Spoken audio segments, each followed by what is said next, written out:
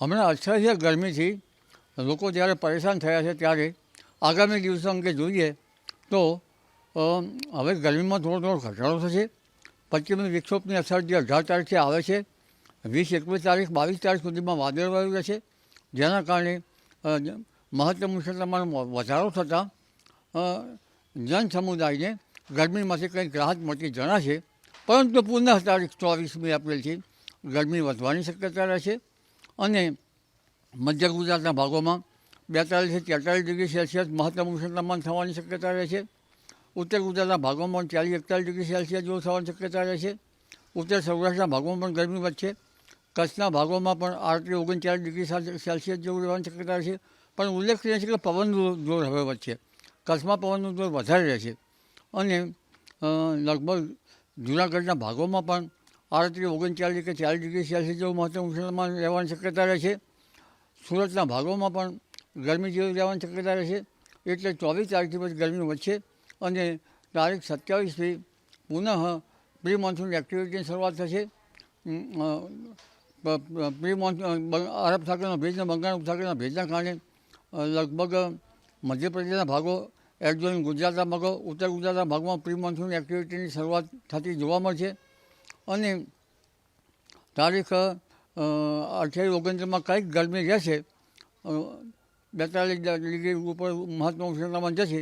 4 મેથી મહત્તમ ઉષ્ણતામાન મધ્ય ગુજરાતમાં 43 ડિગ્રી સેલ્સિયસ જેવું રહેવાની શક્યતા રહેશે અને 10 થી 14 મેમાં આંધી વંટોળ સાથે પ્રી મોન્સૂન એક્ટિવિટીની શરૂઆત થશે.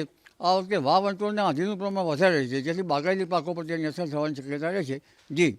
10 થી 14 જે મે છે એમાં આંધી વંટોળ સાથે વરસાદ, કમોસમી વરસાદ, આંધી વંટોળ સાથે પ્રી મોન્સૂન એક્ટિવિટી થશે જ, પણ ત્યાર પછી લૂ અને ગરમી વધવાની શક્યતા રહેશે અને 20મી મે પછી પણ ગરમી વધશે.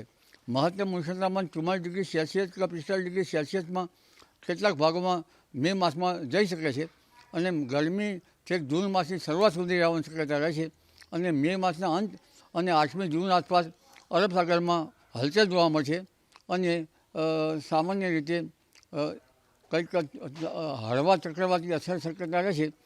પરંતુ 27મી એપ્રિલથી બંગાળ ઉપસાગરમાં તો જે પ્રક્રિયા શરૂ થઈ જશે હવાના હળવા દબાણની અને હલચલના કારણે લગભગ કંઈક સાયક્લોન જેની કન્ડિશન થશે. પણ 10, 11, 12 મે પછી બંગાળના ઉપસાગરમાં વાવાઝોડાની પ્રક્રિયા વધશે અને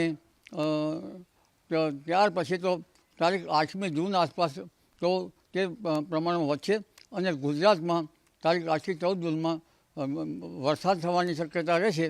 પરંતુ 24 મેથી 4-5 જૂન વચ્ચે રોહિણી નક્ષત્રનો વરસાદ કેટલાક ભાગમાં થવાની શક્યતા રહેશે. એટલે આંધી, વંટોળ, ગરમી, લૂ અને ગરમીમાં વધઘટ સાથે આગામી જે દિવસો છે એમાં તાપમાનમાં વધઘટ અને પ્રી મોન્સૂન એક્ટિવિટીની શરૂઆત હવે થવાની શક્યતા રહેશે.